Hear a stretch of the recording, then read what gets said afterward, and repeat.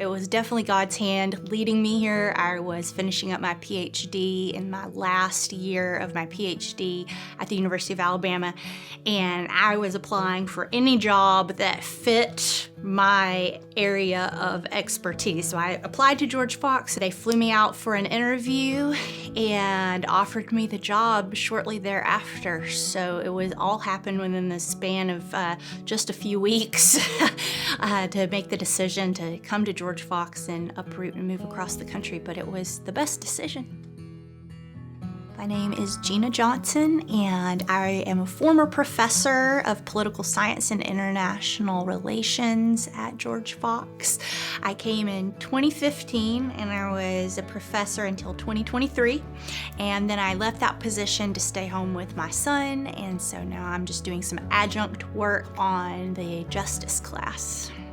I like international relations, international affairs, because it's always relevant. There's always something happening globally that is of broad interest to people in your life who aren't necessarily interested in politics. Whether it's a family member, a friend, I feel like there's always someone in my life who is interested to talk about something that's happening in the world. And I might not be the expert on it, but it's just fun to have that kind of point of discussion and something in common.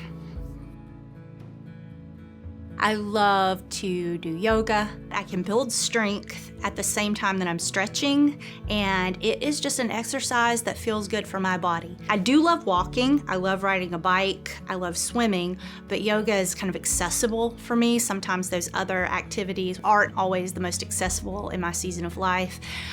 Yoga, I just feel good after I do, particularly vinyasa. I mean, any form of yoga feels good, but vinyasa is kind of a higher intensity. It can build a sweat and build some strength, so I like the combination.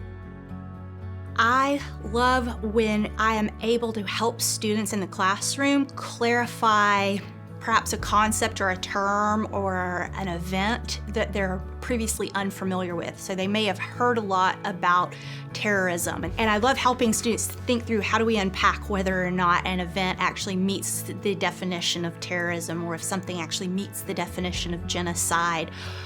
Students, like many people, are prone to use terms often and not really know the history of them, or just be unfamiliar. So kind of one that a lot of students don't really know the history of, or what it actually means, is fascist or even communist. So getting the opportunity to help students can define those terms and then help them apply it to a situation is just really fun. I really enjoy that aspect of it.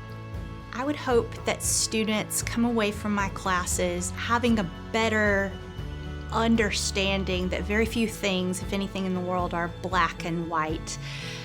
Especially the justice class. We all believe that right is on our side. You've always heard there are two sides to every story. I really hope that students come out of my class being able to think from the other side's perspective.